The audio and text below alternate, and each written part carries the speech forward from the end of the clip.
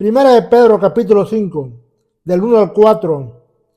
Ruego a los ancianos que están entre vosotros, yo anciano también con ellos, y testigo de los padecimientos de Cristo, que soy también participante de la gloria que será revelada, apacentar la grey de Dios que está entre vosotros, cuidando de ella, no por fuerza, sino voluntariamente, no por ganancia deshonesta, sino con ánimo pronto, no como teniendo señorío sobre los que están a vuestro cuidado, sino siendo ejemplo de la grey. Y cuando aparezca el príncipe de los pastores, vosotros recibiréis la corona incorruptible de gloria. El tema se titula La grey de Dios. El inicio de la iglesia primitiva fue muy prometedor. 3,000 almas fueron alcanzadas en el primer sermón del apóstol Pedro en el día del Pentecostés.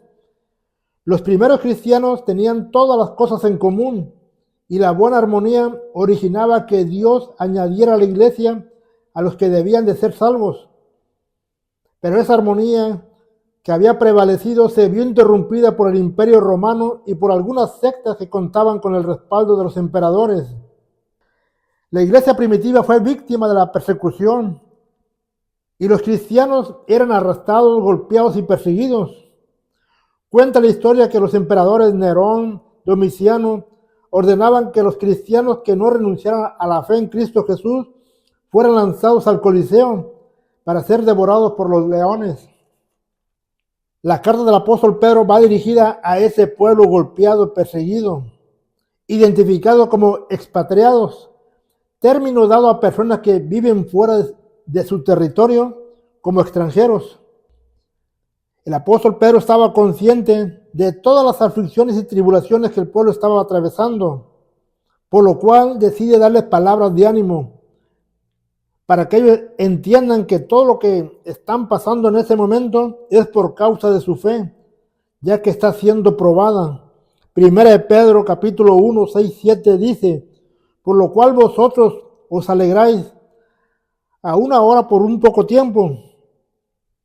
Si es necesario, tenéis que ser afligidos en diversas pruebas, para que sometida a prueba nuestra fe, mucho más preciosa que el oro, el cual es perecedero, se aprueba con fuego, sea hallada en alabanza, gloria y honra, cuando sea manifestado Jesucristo. La fe de los primeros cristianos que fueron perseguidos estaba siendo probada, y ellos se encontraban expatriados de su territorio. Y el apóstol Pedro lleva palabras de ánimo. Pero el apóstol tiene aún más palabras para este pueblo, para que ya no se sientan extranjeros. Y les dice en 1 Pedro capítulo 2, versículo 9, mas vosotros sois linaje escogido, real sacerdocio, nación santa, pueblo adquirido por Dios, para que anunciéis la virtud de aquel que nos llamó de las tinieblas a su luz admirable. Toda persona que ha venido a Cristo, que ha entregado su vida a Cristo y que está profesando la fe de Jesucristo y que camina en obediencia, ya no es considerado como un extranjero. Ahora es parte del linaje escogido de Dios, es parte del real sacerdocio, es parte de aquella nación santa, un pueblo que fue adquirido por Dios a través de su muerte, de su crucifixión, de la sangre que derramó.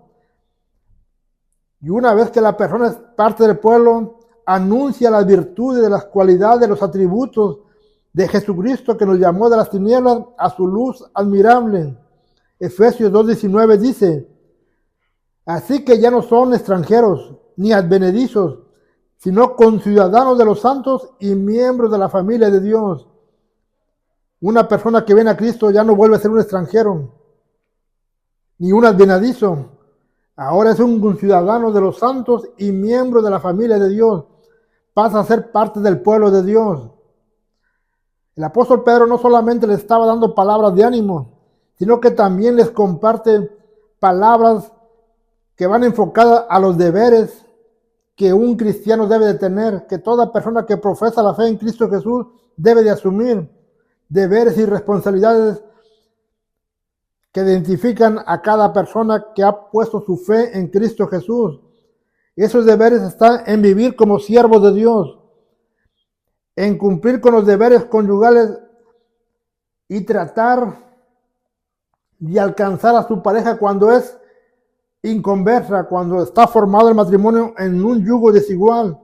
La pareja que es convertida tiene que alcanzar a la otra parte de su pareja para que ambos vengan a Cristo. También deben ser buenos administradores de la gracia de Dios. Pero el apóstol Pedro aún tenía algo que decirles al pueblo. Les habló de todos los beneficios al ser parte del pueblo de Dios, les habló de los deberes que debían de asumir. Pero el apóstol Pedro no quería dejar desamparados a la grey de Dios. Quería que alguien los cuidara, que alguien estuviera al frente de ellos, que alguien los entendiera. Y el apóstol Pedro se dirige a los ancianos, a aquellos que realmente tenían una vocación, un llamado de parte de Dios. El apóstol Pedro le da un giro a su carta y se enfoca ahora directamente a los ancianos, a los pastores, y les dice en 1 Pedro 5:1, ruego a los ancianos que están entre vosotros, yo anciano también con ellos, y testigo de los padecimientos de Cristo, que soy también participante de la gloria que será revelada. El apóstol Pedro no se dirige a los ancianos como si él fuera el pastor de pastores, sino como uno de ellos, como alguien que fue testigo de los padecimientos de Cristo. Pedro les hace un ruego a los ancianos a favor de la grey de Dios. Esa misma atención que años atrás Jesucristo le había pedido al apóstol Pedro de que cuidara y apacentara las ovejas, ahora Pedro se estaba dirigiendo a los ancianos. San Juan capítulo 21, versículos 13 y 19 relata el encuentro de Jesús con el apóstol Pedro en el último mandato personal de Jesús hacia Pedro, en el cual lo cuestionó en 3 ocasiones diciéndole, Pedro, ¿me amas más que todos estos? Y la pregunta fue repetitiva. Y Pedro dijo la primera vez, claro que te amo, Señor. La segunda vez, sabes que te amo. Y la tercera vez, tú lo sabes todo, Señor. Tú conoces mi corazón. Tú sabes que yo te amo. La respuesta de Jesucristo, Juan 21:15 dice que le dijo, apacienta mis corderos. Juan 21:16 le dije, pastorea mis ovejas. Juan 21:17, apacienta mis ovejas. Porque todo el amor que Pedro tenía sobre Jesucristo tenía que verse reflejado cuidando el rebaño de Dios. Un anciano no puede tener amor solamente hacia el pueblo sin haber amado a Jesucristo. La clave para poder amar al pueblo, a la grey de Dios, es amar primeramente al pastor de pastores, al dueño del redil, a Jesucristo mismo. Y cuando el anciano ama a Jesucristo, ese mismo amor se ve reflejado cuidando el rebaño, pastoreándolo, apacentándolo. Años más adelante, el apóstol Pedro, con una experiencia adquirida a través de su vasto recorrido, se dirige a los ancianos de aquella congregación de expatriados, pero que han venido a Cristo Jesús y ya no son considerados como extranjeros. Y Pedro le dice a los ancianos la forma correcta de dirigirse a la grey de Dios, de cómo se debe de comportar un ministro de Dios, de cómo los debe de apacentar. Recordemos que también el apóstol Pablo, en 1 Timoteo capítulo 3, habló de los requisitos de aquellos que anhelan obispado. 28 puntos estableció para todo aquel que anhela obispado. Pero el apóstol Pablo no se estaba enfocando ahora a los que anhelan un obispado, sino a aquellos que ya lo tienen activo, aquellos que ya están caminando. Y ahora no le está pidiendo requisitos, le está dando una consejería, le está poniendo reglas que le van a permitir a esos ancianos apacentar la grey de Dios correctamente. 1 Pedro capítulo 5, versículos 2 y 3 dice, apacentar la grey de Dios que está entre vosotros, cuidando de ella, no por fuerza, sino voluntariamente, no por ganancia deshonesta, sino con ánimo pronto, no como teniendo señorío sobre los que están a vuestro cuidado, sino siendo ejemplo de la grey. Hay un cuidado muy especial del apóstol Pedro sobre la grey de Dios. Y es por eso que se dirige a los ancianos, para que ellos puedan cuidarla de la mejor manera. El apóstol Pedro divide estos consejos en dos partes. Los tres primeros aspectos son lo que un anciano debe practicar. Los tres restantes son los que no debe de practicar. Primeramente debe de cuidar la grey voluntariamente.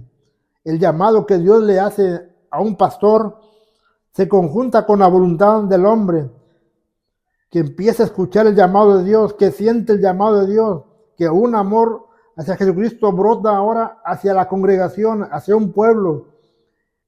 Y es ahí donde el pastor empieza a actuar voluntariamente, empieza a servir voluntariamente, tiene disposición, tiene una buena actitud, porque solamente una persona que tenga una buena actitud va a ser un voluntario que apacienta y disfruta y se apasiona con su labor. Eso es lo que el apóstol Pedro le está diciendo a los ancianos, que tengan ese amor hacia la obra, esa pasión, que disfruten su labor, que lo hagan voluntariamente.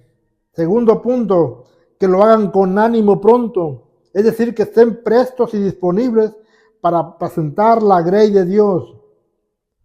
Debe haber una disposición, un ánimo hacia la congregación, hacia el servicio, y que ellos no dependan de cómo se levantaron, si su estado de ánimo está muy variable, si hoy no quieren y mañana sí.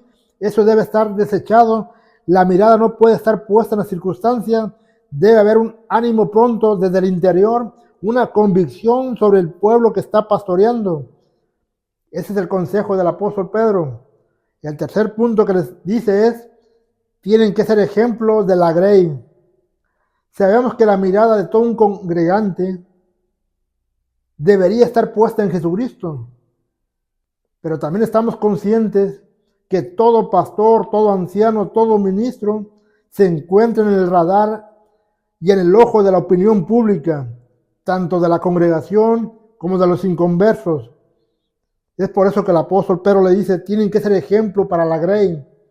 No tienen que dar motivos para que la grey tropiece, para que la grey se desanime. Todo pastor tiene que influir con su ejemplo, llevando a la congregación hacia Cristo, a través de motivarlos con el ayuno, con la oración, con la lectura, con la alabanza, con todo lo que está relacionado con la obra de Dios, siendo Él un ejemplo para ellos. Esos tres aspectos permiten que el anciano cuide de la mejor manera a la grey de Dios y que no sienta el ministerio como una carga, como algo que le está pesando, como algo que no está disfrutando, sino todo lo contrario. Lo está haciendo con amor, con pasión, con dedicación, de la mejor manera, voluntariamente, con ánimo pronto, siendo él un ejemplo para la grey de Dios. Pero también le dice tres aspectos que no deben de ser practicados por un anciano. Algo que debe de quitar de su ministerio. Primeramente, cuando él cuida la grey de Dios, no debe ser a la fuerza. No tiene que sentir una carga, que se sienta obligado a estar enfrente de una congregación, a asumir cargos muy forzosos, de mal humor. Cuando un ministro está al frente de una congregación y es puesto a la fuerza en contra de su voluntad, su ministerio no es fructífero, su vida se encuentra agobiada, triste, no está disfrutando lo que hace porque ha sido puesto a la fuerza. Y todo lo que empieza a hacer, lo empieza a hacer de mala gana, y eso es incorrecto, no es aprobado de parte de Dios, y no es sano para una congregación, ni aún para su familia, ni para él mismo. No tiene que hacer nada a la fuerza. Segundo punto, no debe de cuidar a la congregación de Dios por ganancia deshonesta, es decir, no debe de lucrar con la fe de la membresía, no debe de utilizar textos fuera de contexto para hacer mercadería con la fe. Debe entender que el evangelio no es para comercializarlo y las buenas nuevas no son negociables. No debe de incitar a la gente a que pacte con Dios por dinero. No debe de vender falsas promesas. No debe de vender milagros. Y todo beneficio que viene de parte de Dios no le debe de poner un precio, porque todo lo que el hombre pudiera recibir es por la gracia de Dios, por la misericordia de Dios. Recordemos que la salvación es por gracia y que el Evangelio se presenta gratuitamente. De antemano sabemos que el ministro es bendecido por Dios, como lo dice 1 Timoteo 5:18, digno es el obrero de su salario. Es algo que Dios pone en el corazón de la congregación para que bendigan a un pastor, a un anciano, sin que él tenga que lucrar y afectar su ministerio, sin que él tenga que dañar la imagen de un pastor, obteniendo ganancias deshonestas. Dios bendice y reconoce la labor de un pastor, de aquel que lo emplea y desempeña correctamente y honradamente. Dios lo considera como alguien digno de aquel puesto que está tomando. Por lo tanto, la ganancia deshonesta no debe estar en la mentalidad de un pastor, de un anciano. Es el consejo que el apóstol Pedro le está dando en ese momento a los ancianos, pero también le da un tercer consejo que no deben de tomar. Es el señorío. Todo anciano no se debe sentir dueño de una congregación. Debe entender que la congregación le pertenece a Dios. Que el pastor, ministro, anciano solamente es un colaborador, un siervo, alguien que está al servicio, alguien que está obedeciendo un llamado, pero él no es el dueño. No se puede sentir dueño de una iglesia, de una congregación, de una membresía. La iglesia no necesita capataces y tampoco un dictador. La iglesia necesita un pastor que la ministre, que la dirige, que la pastoree. Cuando alguien tiene señorío sobre una congregación, solamente la maltrata, la ofende, la engaña, lucra con ella, no la valora, no la aprecia. Pero cuando un pastor está al frente de una congregación, atiende la congregación, intercede por ella. La congregación necesitaba en esos momentos ser pastoreada. Ellos venían de una persecución por años. Ellos necesitaban falsos maestros. Lo que necesitaban eran pastores llamados por Dios que estuvieran enfrente de una congregación, que los entendieran, que los ayudaran, que los aconsejaran, que los alimentaran, que tuvieran una buena relación y una buena armonía entre el pastor y la congregación. Los 6 puntos que tocó el apóstol Pedro hacia los ancianos también deberían ser conocidos por la membresía. Cuando la membresía desconoce la responsabilidad de un pastor, posiblemente saque un juicio equivocado, un señalamiento.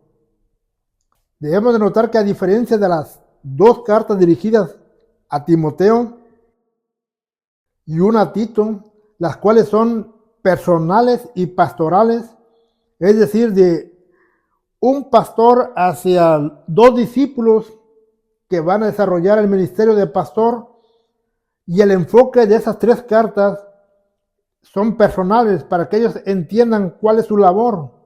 Pero Primera de Pedro no es una carta pastoral, es una carta abierta dirigida a una congregación que venía de una persecución, y entre esa carta se le dedican 4 líneas a los ancianos. Por lo tanto, esa carta fue escuchada y fue leída por toda la congregación. La congregación estaba consciente de lo que un pastor debería hacer, de cuál debería ser su comportamiento. La membresía sabía que el pastor tenía que estar voluntariamente, que no debía hacer mercadería con ellos y que debería de ser un ejemplo para la grey. Eso lo escuchó la congregación. Ellos estaban conscientes de aquella carta del apóstol Pedro.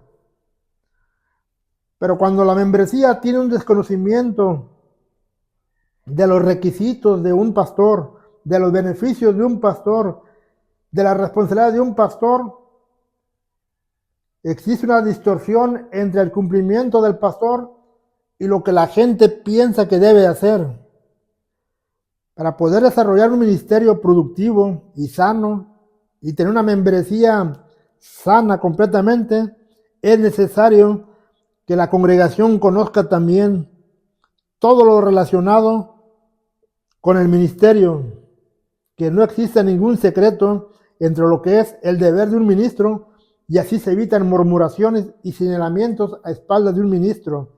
Igualmente, así el ministro no hace mal uso de su cargo, el cual Dios se lo ha encomendado. La congregación debe de estar consciente que nadie se puede autonombrar pastor por sí solo. Nadie lo puede poner. Nadie puede obligar a un pastor a que tome ese cargo. Él no debe estar por obligación. Él no puede estar a la fuerza. Tiene que hacerlo voluntariamente, obedeciendo solamente el llamado de Dios, no por imposición del hombre. Jesucristo mismo dijo en Mateo capítulo 9, 37, 38, en aquella ocasión él vio a la multitud de gente sola y se compadeció porque los vio como ovejas que no tienen pastor, y dijo: a la verdad las mies son muchas, mas los obreros son pocos. Rogad pues al Señor de las mies que envíe obreros a sus mies. El pueblo solamente puede rogarle al Señor para que envíe un ministro, un pastor, pero el Señor mismo es el encargado de enviarlo, no es el hombre. El hombre no lo puede imponer, el hombre no lo puede forzar. Lo único que puede hacer el hombre o la congregación es orarle al Señor de las mies para que envíe obreros a la mies, a la iglesia, al pueblo, al evangelismo. Y el mismo Señor hace el llamado, y aquella persona que es llamada, de su interior sale algo que es voluntario y se conecta con el llamado, y el ministerio empieza a funcionar. Podemos notar que entonces el pastor, el anciano, no puede estar a la fuerza pastoreando la grey de Dios. Muchas veces el congregante tiene un concepto errado y equivocado en cuanto a la labor de un pastor. Lo fuerza, lo obliga. Por ejemplo, alguien dice: el pastor está obligado a hacer el aseo de la iglesia porque él es el pastor. El pastor está obligado a visitar porque él es el encargado. El pastor está obligado a estar enfrente de todo tipo de actividad, tanto espiritual como monetaria, porque él es el pastor. Otros dicen: el pastor está obligado a orar por todos, porque él es la cabeza de la congregación. Cuando se forma un grupo de evangelismo, dicen: el pastor tiene que salir a evangelizar, porque él es el pastor. Y todo tipo de actividad se la están cargando al pastor y lo están forzando, que haga muchas cosas a la fuerza, le están sobrecargando su agenda de trabajo. Pero la congregación, la grey de Dios, se olvida que el pastor fue puesto por Dios y que el pastor tiene la facultad de delegar responsabilidades sobre cada miembro, es decir, repartir las actividades del trabajo. La congregación olvida que la iglesia es el cuerpo de Cristo y que cada miembro tiene una función, y que solamente cuando actuamos como cuerpo la iglesia puede funcionar. No olvidemos que el pastor es la cabeza de la iglesia, así como Cristo es la cabeza del pastor. En ocasiones la congregación se olvida que los líderes y departamentos son el apoyo y soporte de un pastor. Un líder no fue llamado solamente para un título, fue llamado y fue designado para que desarrolle una actividad y pueda respaldar a una congregación, pueda realmente ser el apoyo para un pastor. Cuando la congregación logra entender cómo funciona la iglesia, ya no estaría forzando a un pastor, entendería que la función es de todos. En ocasiones se nos olvida que debemos de orar por nuestros pastores, los cuales llevan la carga de toda una congregación. Nos olvidamos que son de carne y hueso, que también pasan por pruebas, por luchas, por escasez, por todo tipo de circunstancias que atraviesa la congregación. Él también las atraviesa. Ningún anciano está exento de cualquier situación adversa. Y si nosotros, en lugar de apoyarlo, lo obligamos a hacer actividades saturándolo de mucho trabajo, posiblemente no estamos apoyando su ministerio y posiblemente estamos llevando a fructar a que se siente frustrado un pastor. Pedro dijo en Hechos capítulo 6, versículos 2 al 4, no es justo que nosotros dejemos la palabra de Dios para servir a las mesas. Busquen entre vosotros varones de buen testimonio, llenos del Espíritu Santo y de sabiduría, a quienes encarguemos de ese trabajo. Y nosotros persistiremos en la oración y en el ministerio de la palabra. El apóstol Pedro identifica el llamado de un pastor, de un ministro. Fue llamado para persistir en la oración y para continuar en el ministerio de la palabra, pastorear a un rebaño, alimentarlo, instruirlo, estar al frente de una congregación, mientras las personas de buen testimonio y llenas del Espíritu Santo y sabiduría se encargarán de todo tipo de trabajo. Pedro mismo lo dijo, no es justo que nosotros dejemos la palabra de Dios. Cuando un pastor asume todas las responsabilidades dentro de una congregación, su tiempo queda limitado, su tiempo está siendo restringido para estudiar la palabra de Dios, porque las muchas ocupaciones lo están turbando, le están absorbiendo el tiempo, y el tiempo que debería dedicarle a la oración y a la palabra de Dios está siendo ocupado en algo que otra parte de la congregación debería de hacer. Es por eso que el apóstol Pedro hace esa observación en el libro de los Hechos, cuando los griegos murmuraron en contra de ellos que sus vidas eran desatendidas. En ese momento él les dijo, no es justo que nosotros dejemos la palabra de Dios. No podemos estar sirviendo a las mesas, dijo el apóstol Pedro. Esto lo tiene que conocer la congregación, que no todo el trabajo y la responsabilidad recae sobre un pastor. Algo que también debe saber la congregación es que el pastor no debe estar por ganancia deshonesta. Entendemos que no se puede generalizar de que todos los pastores actúan por ganancia deshonesta, pero siempre habrá algunos que actúan de esa manera. Y lamentablemente, en muchas de las ocasiones, no en todas, en muchas de las ocasiones, la misma congregación le da lugar al falso predicador, al falso ministro, de que actúe de esa manera, de que obtenga ganancias deshonestas con su propio dinero de la congregación. Un pastor debe tener honestidad y integridad en las finanzas. Y eso solamente se logra cuando el anciano tiene amor y temor a Dios. Un pastor está para alimentar y no para trasquilar a las ovejas. Debe de ayudarlas a alimentarlas. Cuando un pastor enseña rectamente la palabra de Dios, automáticamente desecha todo lo deshonesto. No se autorroba y no roba a su propia congregación, ni siquiera a alguien que lo visite. El compromiso con la verdad de enseñarla correctamente hace que la congregación entienda todo el tema de finanzas, que entienda el tema de cómo honrar a Dios, de cómo presentar ante Dios las finanzas, y no se presta a ganancias deshonestas.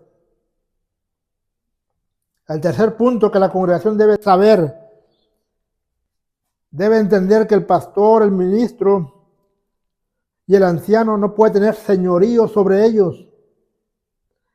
Pero uno de los errores más comunes que se cometen hoy en día en las miles de congregaciones es la de idolatrar a los pastores, a los cuales ponen en un pedestal, los veneran, los tratan como dioses.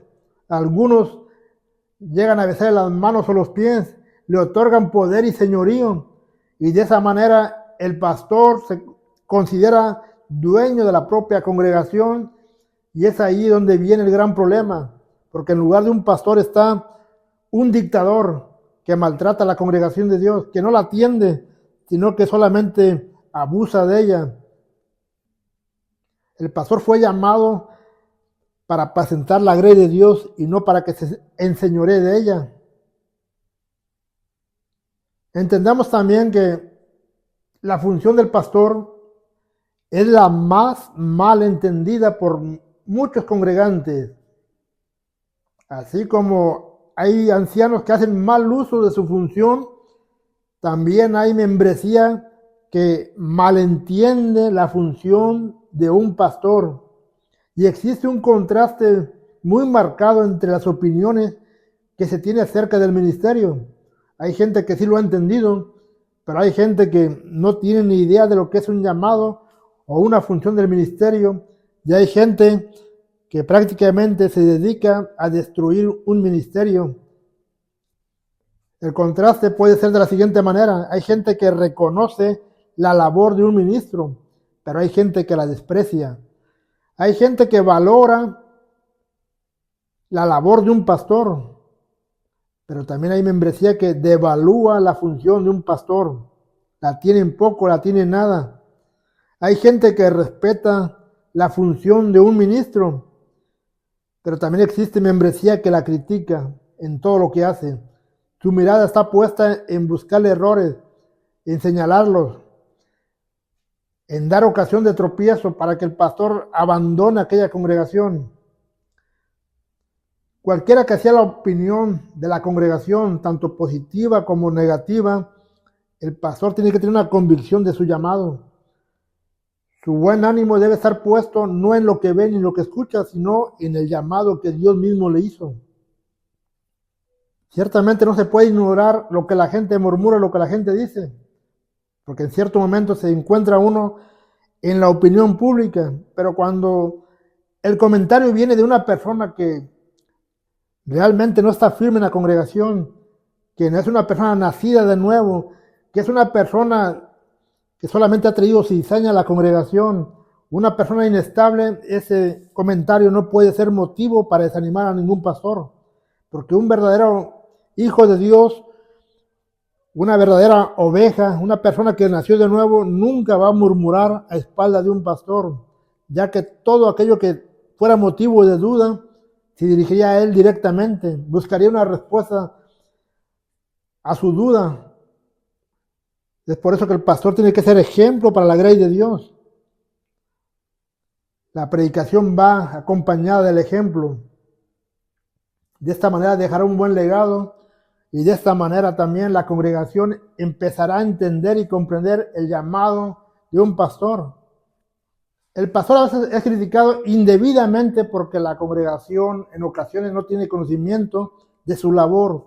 Pero una forma de entender la labor de un pastor es ponerse en los zapatos de un padre de familia, el cual cuando ve que su hijo se descarrila, va en busca de él, el cual cuando ve que su hijo ha caído, le extiende la mano, lo perdona, lo trata de restaurar. Un padre de familia nunca va a darle la espalda a uno de sus hijos, nunca lo va a traicionar, nunca lo va a abandonar, estará paciente esperando, buscará la manera de restaurarlo.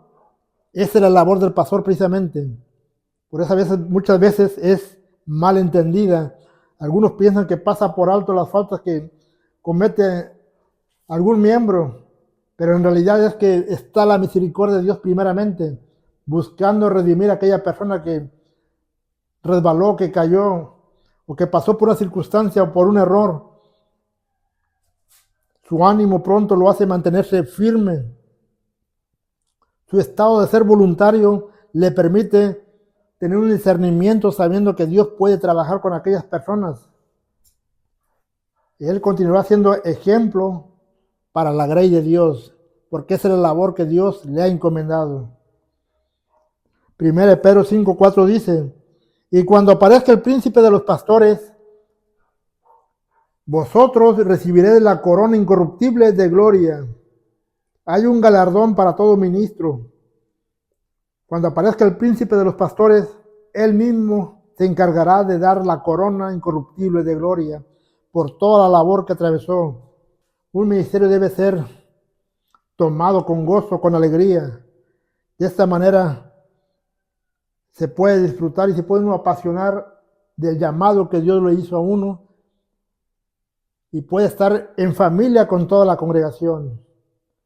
Bendiciones, hermanos. Dios me los bendiga.